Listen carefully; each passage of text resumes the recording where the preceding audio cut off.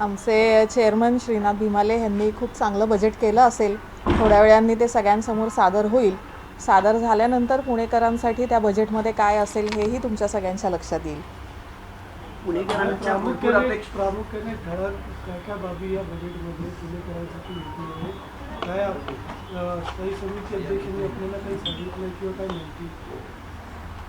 मला असं वाटतं की आता बजेट सादर झाल्यानंतर जे काही प्रमुख विषय असतील, आपल्याला पुणे शहराचा विकास करण्यासाठी असेल, पर्यावरणाचा समतोल राखण्यासाठी असेल, तर या सगळ्या गोष्टी तुम्हाला बजेटमध्ये त्यांच्या प्रेझेंटेशनमध्ये दिसून येतील. त्याबद्दल आधीच आपण काही बोलणं योग्य होणार नाही. त्यांना त्यांची भूमिका मांडू द्यावी, त्यांचा तो अधिकार आहे, ते करतील. तरी महापालिका इतिहासात प्रथमच काल 2 कार्यपत्रिका एकाच दिवशी संपलेल्या आहेत. त्याबद्दल काय भावना आहेत? अशाच प्रकारचं कामकाज पुढच्या काळात दिसेल का सभागृहात? काय सांगा? नाही, ही जी कार्यपत्रिका कालच्या 2 तुम्ही पाहिल्या असतील तर ते फार जुने विषय होते. त्यामध्ये जवळपास 4 वर्ष आपण बॉडी नव्हती, म्हणजे नगरसेवक नव्हते, कोणीही पदाधिकारी नव्हते. प्रशासनाच्या काळातले काही विषय पेंडिंग राहिले होते आणि ती कार्यपत्रिका संपवणं फार गरजेचं होतं. म्हणजे 6-6, 10-10 वर्ष प्रलंबित राहिलेले विषय त्या कार्यपत्रिकेवरती दिसत होते, ते योग्य वाटत नव्हतं. म्हणून आपण ते विषय सगळे संपवले आणि कार्यपत्रिका संपवली. केंद्र सरकारच्या धर्तीवर आपण भारत मंडपमचा प्रस्ताव पुणे महापालिकेनं दिला होता. काल तो प्रस्ताव पारित झाला, पण काँग्रेसनं मात्र मोठा विरोध केला या सगळ्याला की एका बड्या उद्योगपतीला फायदा व्हावा म्हणून भाजपनं हे सगळं आखले. महापौर म्हणून तुम्ही या प्रकल्पाकडे कसं बघता? शहराचा खरंच विकास या प्रकल्पामध्ये होईल? नाही, भारत मंडपम हा विषय अतिशय चांगला आहे. भारत मंडपम जेव्हा पुणेसारख्या शहरामध्ये आपण करतोय तर त्यावेळेला एक त्याच्याकडे नवीन विजन ठेवून पाहिलं गेलं पाहिजे. जेव्हा भारत मंडपम येईल त्यावेळेला आपल्याकडे आंतरराष्ट्रीय दर्जाचे म्हणजे डेलिगेशन्स येतात. मग आपण एवढा मोठा जेव्हा विषय करतो त्यावेळेला इन्व्हेस्टर्स जे असतात ते पुण्याकडे वेगळ्या दृष्टीने पाहतात. उद्योग नगरीला त्यामध्ये जास्त संधी मिळते. अशा विजननी जर आपण भारत मंडपमकडे पाहिलं तर त्याला विरोध करण्याचा काही गरज नाही असं मला वाटतं. त्याला शिवसेनेने पण विरोध केला आहे. शिवसेनेचं म्हणणं आहे की याला काय विरोध राहील, काही म्हणणं आहे. जे आरक्षण होतं त्यात रुग्णालय, भाजी मंडई आरक्षणामध्ये सगळं नाही, आपण पुणेकरांच्या, पुणे शहराच्या फायद्यासाठी भारत मंडपम करतोय. आपण विशिष्ट कोणाच्या लोकांसाठी आपण हे भारत मंडपम करत नाही आहोत. नाही, पण त्यावरचं जे आरक्षण होतं, क्रीडांगण, उद्यान असेल किंवा वाहनतळ, त्या सुविधा दुसरीकडे कुठे उपलब्ध केल्या जातील? आपण जर पाहिलं तर भारत मंडपम हे काय फार छोट्या स्वरूपाचं नसतं, 5-10 गुंठ्याचं. हे मोठ्या 48 एकरामध्ये होणारं भारत मंडपम आहे. आणि भारत मंडपमची व्याप्ती जर आपण पाहिली, तिथे येणाऱ्या लोकांचा ओघ जर आपण पाहिला तर त्यामध्ये पार्किंग असणार आहे. तिथे आपल्याला मोठ्या रस्त्यांची सुविधा करावी लागेल, तिथे प्लेग्राऊंड्स करावे लागतील, तिथे गार्डन्स करावे लागतील. आपण एक जागतिक दर्जाचं करणार आहोत हे भारत मंडपम जे आहे. त्यामुळे तिथं आपण आरक्षण बदललेत किंवा आपण लोकांसाठी सुविधा देणार नाही हा विषय चुकीचा मांडला जातो आहे असं माझं मत आहे. काल मदरपट्टा इथे जे कालवा फुटलेला होता, तर त्यानंतर तुम्ही काय आदेश दिलेला आहे? तुम्ही ते जे काही उडून आले असणार आहे त्यांचं ऑडिट केलं जाईल? कालवा फुटणे ही अतिशय गंभीर बाब आहे. मी ह्याबद्दल असं म्हणेन की इरिगेशन डिपार्टमेंटच्या लोकांनी कायम कालव्याकडे लक्ष दिलं पाहिजे. पुणे महानगरपालिकेचे अधिकारी, इरिगेशन डिपार्टमेंटचे अधिकारी ह्यांचं कायम कालव्यासंदर्भातलं ऑडिट झालं पाहिजे की कुठे आपल्याला कुठला भाग कमकुवत वाटतो आहे का, किंवा जिथनं पाणी लिकेज होतं आहे त्याची दुरुस्ती केली गेली पाहिजे. हे कायम होत राहिलं पाहिजे. ह्याच्याकडे दुर्लक्ष केलं जातं आहे, हे अजिबातच चांगलं नाही. ही अतिशय गंभीर बाब आहे. याचा परिणाम पुण्याच्या पाणी पुरवठ्यावर होऊ शकतो का, किंवा मग महानगरपालिकेची काय भूमिका असेल जर जलसंपदा विभागाने पाणी कमी केलं? कालवा फुटल्यानंतरचे जे परिणाम आहेत ते खूप वाईट आहेत. हे तुमच्याही लक्षात आलं आहे की फुटल्यानंतर त्याचा काही घरांमध्ये पाणी गेलं, रस्त्यावरती सगळा चिखल आला. इथे सगळी आपली यंत्रणा कामाला लागते पुणे महानगरपालिकेची.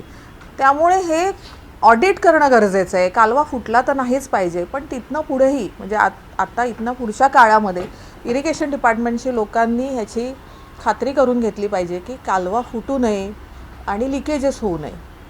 ताई, वारंवार पाटबंधारे विभागाकडून सांगण्यात येतं की पाण्याचा कोटा आपल्याला कमी आहे आणि आपण अधिकचं पाणी वापरतोय. ते सारखं म्हणतात की आम्ही पाणी बंद करू. त्या दृष्टीने तुमचं सीएम सरांशी काय बोलणं झाले का कोटा वाढवण्याच्या संदर्भात किंवा काय? हो, त्याची एक स्वतंत्र बैठक होणार आहे. आधी माझ्याकडे बैठक होईल, त्यानंतर आम्ही सीएम साहेबांकडे सुद्धा एक बैठक घेणार आहोत. मी सीएम साहेबांशी या विषयात चर्चा केली आहे. आणि मग त्यावरती आपण एक नक्कीच पुणे शहरासाठी एक चांगला निर्णय घेऊ. पुण्याची महापौर म्हणून मला पुणे शहरासाठी, पुणेकरांसाठी पाणी कमी पडू द्यायचं नाही आहे. तर असा एक चांगला निर्णय घेण्याचा आम्ही त्यात प्रयत्न करणार आहोत. वेल साहेब, आता LPGचा जो पुरवठा आहे तो पूर्णपणे बंद आहे. तर शहरातल्या ज्या 18 गॅस लाईन्या आहेत त्या पूर्णपणे बंद आहेत. तर कधी सुरू होईल? आता आपल्याला सगळ्यांनाच माहिती आहे की युद्ध आणि त्यामुळे होणारे परिणाम सगळ्याच देशभर आहेत. मला असं वाटतं घरगुती गॅस सिलेंडर्सचा तुटवडा नाही आहे, पण कमर्शियल गॅसेसचा आहे विषय आपल्याकडे बंद आहेत सध्या. आता हे आपल्यालाही लक्ष ठेवावं लागेल की युद्धाचे अधिक परिणाम आपल्यावरती काय होणार आहेत. त्याप्रमाणे केंद्र सरकार आणि राज्य सरकार त्यांच्या स्तरावरती चांगले निर्णय घेतील. आपल्याला गॅसची कमतरता होऊ देणार नाही. काल गुलटेकडीला मीनाताई ठाकरे वसाहती आहे, तिथे भरपूर रांगा लागलेल्या दिसल्या. म्हणजे सिलेंडरसाठी लोकांना OTP येतात, बिलं होतात लोकांची, पण लोकांना सिलेंडर मिळत नाही असं लोकांच्या तक्रारी. मला असं वाटत नाही. मी यापूर्वीसुद्धा असे सूचना केल्या होत्या. मी लोकांनाही निवेदन केलं होतं की आपण विनाकारण रांगा लावू नयेत. आपल्याला OTPद्वारे 25 दिवसांचं ते सायकल असतं, त्याच्यानंतर आपल्याला गॅस सिलेंडर मिळतो. परंतु काही वेळेला असं लक्षात आलं आहे की अधिकृत कनेक्शन्स आपले 2 सिलेंडर्स असूनही काही जण 3रा सिलेंडर घेऊन तिथे जातात आणि काही प्रमाणात ह्याचा काळा बाजार होतो, अशा तक्रार माझ्याकडे आल्या आहेत. मी कलेक्टर ऑफिसमध्ये सुद्धा सगळ्यांशी बोलले, डुडी साहेबांशी बोलले. जर असं कुठे आढळत असेल की लोक काळा बाजार करत असतील तर त्यांनी माझ्याशी संपर्क करावा. असं होऊ द्यायचं नाही आपल्याला. ताई, खरं तर जांभूळवाडी कोळेवाडी हा जो भाग आहे त्या पट्ट्यामध्ये खाणी आहेत मोठ्या प्रमाणात, नव्याने समावेश झालेला भाग आहे हा. तर त्या खाणीवर काही कारवाई होणार आहे का? लोकांना खूप प्रदूषणाचा त्या ठिकाणी त्रास होत आहे. यावरती आमचा विचारविनिमय चालू आहे, कारण हा विषय सगळ्यांसाठीच एक्सटेंडेड एरिया असल्यामुळे नवीन आहे. मी याची माहिती घेऊन तुमच्यापर्यंत नक्कीच परत येईल. वेल साहेब, आता काही मिनिटांमध्ये अंदाजपत्रक सादर होणार आहे. तर पुणेकरांवर याचा बोजा पडेल का?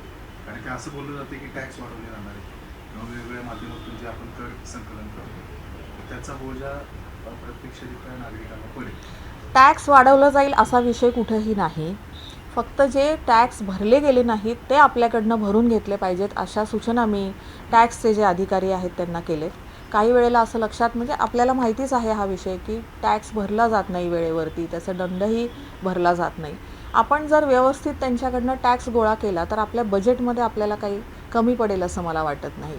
असे अनेक स्रोत आहेत आपल्याकडे ज्यातनं बजेटमध्ये आपल्याला उत्पन्न वाढ दिसू शकते. मॅडम, LPGच्या संदर्भात आपण आव्हान देखील केलं होतं, बैठक देखील घेतली होती. काळा बाजार जर कोण करत असेल तर आपल्याकडे तक्रारी करा. साधारणतः या 15 दिवसाच्या काळात किती तक्रारी आल्या किंवा आपण काही? माझ्याकडे एकही तक्रार काळ्या बाजाराची आलेली नाही, एकही आली नाही अजूनपर्यंत. मला फोन कॉलसुद्धा नाही आहेत किंवा लेखी तक्रारसुद्धा अजूनपर्यंत आली नाही. काही लोकप्रतिनिधी आहेत ज्यांचे व्यावसायिक जे गाळे आहेत किंवा इमारती आहेत त्याचा टॅक्स भरला गेलेला नाही, त्यांना तुम्ही काय आवाहन करा? हो, मी असे आदेश केले होते की आपण त्याची एक यादी तयार करूया. असे जे लोक आहेत ज्यांना खरं टॅक्स भरणं शक्य नाही किंवा त्यांच्या काही अडचणी असतील त्यांनी आमच्याशी संपर्क करायचा आहे. पण व्यावसायिक जर असेल आणि त्यांचा टॅक्स भरला गेला नसेल, त्यामध्ये काही तांत्रिक अडचणी आहेत का हेही पाहिलं पाहिजे. दोन्ही बाजू पाहिल्या पाहिजेत. काही जण भरत नाहीत पण काही जणांना भरायचा असतो पण अधिकचा टॅक्स लागला गेला.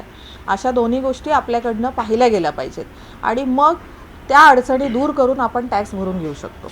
पण जे लोकप्रतिनिधी आता सध्या सभागृहात आहेत त्यांचे व्यावसायिक जे थकलेले आहेत त्यांना तुम्ही वेगळी बैठक घेऊन काही सूचना करणार आहात किंवा करूयात, त्याची त्यांच्यावर माहिती काही कारवाई घ्यावी. करणार आहात का? जर नाही आपण त्याची माहिती घेऊया आणि त्या पद्धतीने पुढे जाऊया. काही या सगळ्या प्रकरणात जाहीरनाम्यात निवडणुकीचं जे दिलं ते बजेटमध्ये काय असणार आहे का? बजेट सादर झाल्यावरती कळेल तुम्हाला. 500 चौरस फुटाच्या घराला मिळकत कर माफी मिळणार आहे का? थोडक्यात असा प्रश्न. मी मगाशी असं म्हणाले की बजेट सादर होण्यापूर्वी, म्हणजे बजेट सादर करणे हा स्थायी समितीच्या चेअरमनचा अधिकार असतो. मी महापौर जरी असले तरीसुद्धा त्याआधी मी त्यांचा हा अधिकार घेणं हे योग्य नाही. बजेट आता एक 15 मिनिटात सुरू होईल, सादर होईल, तुम्हाला लक्षात येईल. तुम्ही बदल करू शकता ना त्या? आवश्यकता पडणार नाही बदल करण्याची. आयुक्तांनी काही दिवसापूर्वी मला तुमच्याकडे एक निवेदन करायचं आहे सगळ्यांकडे. काल माझ्या लक्षात एक विषय असा आला की आपल्याकडे प्रेक्षक गॅलरी आणि पत्रकार कक्षामध्ये काही लोकांना प्रवेश दिला गेला नाही. माझ्याकडे काही सूचना अशा आल्या होत्या की पत्रकार गॅलरीमध्ये बसण्यासाठी जागा अपुरी पडते काही जास्तचे पत्रकार येऊन बसतात किंवा ते पत्रकार आहेत किंवा नाही हेही लक्षात येत नाही. त्यामुळे त्याची एक यादी केली गेली पाहिजे. आणि म्हणून मी प्रशासनाला असं सांगितलं होतं की पत्रकार गॅलरीमध्ये जे पत्रकार येतील त्यांची एक यादी केली पाहिजे आणि जे अधिकृत पत्रकार आहेत त्यांना वरती आपण बसवायची परवानगी दिली पाहिजे. आपण त्याची एक यादी करून अर्थातच प्रिंट मीडिया, डिजिटल मीडिया आणि इलेक्ट्रॉनिक मीडिया या सगळ्याचे तुम्ही तुमचे जे कोणी अध्यक्ष असतील, प्रतिनिधी असतील, ह्या तिघांनी एकत्र बसून एक यादी करून आमच्याकडे द्या. आम्ही त्यांच्यासाठी एक कार्ड तयार करणार आहोत. ते कार्ड दाखवल्यानंतर तुम्हाला वरती बसण्याची परवानगी मिळेल. दुसरी एक सूचना अशी होती की प्रेक्षक गॅलरीमध्ये सुद्धा काही लोक असे बसतात जे मोबाईलवरती व्हिडिओ शूट करतात, फोटोज काढतात. तर हे सुद्धा योग्य नाही असं काही सभागृहातल्या सदस्यांचं म्हणणं होतं. म्हणून मग आपण प्रेक्षक गॅलरीमधून कोणीही व्हिडिओ शूट करू नये, फोटो काढू नये अशा सूचना आपण केलेल्या आहेत. नाही, पण महापालिकेचे जे जनसंपर्क नाही का, फक्त आजच आपण जे काही डिजिटल मीडियावर बंदी घालण्यात आली होती ती आजच फक्त परवानगी आहे. उद्यापासून आम्ही परत विचार करू. म्हणजे असं काय आपण सूचना त्यांना परत दिलेत का? महापौरांचा हा अधिकार असतो सभागृहामध्ये, प्रेक्षक गॅलरीमध्ये किंवा पत्रकार गॅलरीमध्ये कोणाला बसण्याला आपण परवानगी द्यायची. मी कालही तुम्हाला सगळ्यांना सांगितलं होतं की यावर कोणतीही बंदी मी घातली नव्हती. मी फक्त एवढंच म्हणाले होते की आपल्याकडे जे कोणी अधिकृत पत्रकारांची यादी असेल आणि ही जुनी यादी आहे, तुम्ही अनेक वर्षापासून इथे येत आहे, त्या यादीमध्ये तुमची नावं आहेत, तर त्यांना आपण तिथे बसण्याची परवानगी देऊया. आणि हे कायम असेल असं नाही आहे, कुठल्याही दिवशी आपल्याला बसण्याची तिथे परवानगी आहे, हे कायम असणार आहे. पण तरी पण ते विटकर जे सिक्युरिटी ऑफिसर आहेत त्यांनी अडवलंय लोकांना, ज्यांची नावं आहेत त्यांनाही अडवलंय. मला असं वाटतं ती यादी आपण सरळ सरळ तुमचं नाव सांगितलं. काही यादी अपडेट करायला लागेल. त्यात बरेचसे म्हणजे काही मयत झालेले आहेत, काही मीडियात नाही आहेत, अशी पण आपणच मला ती यादी अपडेट करून दिली तर बरं होईल. कारण आपल्याला माहिती असतात की पत्रकार कोण आहेत, कोण नाही. पण काही जनसंपर्क अधिकारी यांनी जिल्हा प्रशासनाकडून यादी होती. त्यांचं असं म्हणणे का मी जिल्हा प्रशासनाकडून यादी होती. जिल्हा प्रशासनाकडे जी यादी असते ती वेगळी यादी असते. आता त्यांना आम्ही वारंवार सांगितलं, त्यांना आम्ही पत्र द्यायला तयार आमच्या संस्थेत. मी असं म्हणाले मगाशी की आपण सगळ्यांनी मिळून एक यादी तयार करून माझ्याकडे द्या. तुम्ही सगळेजण एक बैठक घ्या, तुमच्याकडनंच ती यादी माझ्याकडे येऊ द्या. आपण त्याप्रमाणे सगळ्यांना पास करून देऊ. ज्यांना पास देऊ त्यांना वरती बसण्याची परवानगी असेल. तुमचा अधिकार आहे महापौर सर. फक्त कुठला तरी एक पत्रकार संघ धरून ते देतील तीच यादी ग्राह्य धरायची. मी आता काय म्हणाले नाही, ऍक्च्युली काय माहितीये का मॅम, सॉरी नाही ऍक्च्युली काय माहितीये का मॅम, आता एक दोन असे पत्रकार संघ आहेत जे ऑफिशियली रजिस्टर्ड असतील किंवा नसतील तो त्यांचा कॉल आहे. पुणे श्रमिक पत्रकार संघ आणि पुणे श्रमिक प्रतिष्ठानतर्फे जी यादी येईल ती फायनल झाली तर तुम्ही नाही मी असं ऐका मी कुठल्याही पत्रकार संघाचं नाव घेतलेलं नाही. ऐका लोणकर साहेब, मी आत्ता असं म्हणाले की मी कुठल्याही पत्रकार संघाचं नाव घेतलं का? नाही. मी असं म्हणाले की आपण अनेक वर्षापासून सगळेजण इथे येत आहे. त्याच्यामध्ये प्रिंट मीडिया असेल, डिजिटल मीडिया असेल आणि इलेक्ट्रॉनिक मीडिया असेल. आपण यादी द्या, काहीच हरकत नाही. हा दोष तो पत्रकार संघाचा असेल, माझा असेल, तो भाग तुमचा नाही. तुमचा भाग माझ्याकडे यादी द्या, आहे माझा अधिकार. आपण यादी द्या. मला सगळे सारखे आहेत. कोण रेग्युलर काम करतं ते तुम्हाला ठाऊक आहे, PROला माहिती आहे. ऐका, मतभेद नको. माझ्यासाठी सगळे सारखे आहेत, सगळे पत्रकार, मग सगळेच आपण मित्र आहोत. या तुम्ही, आपण सगळ्यांसाठी तिथे जागा निर्माण करू.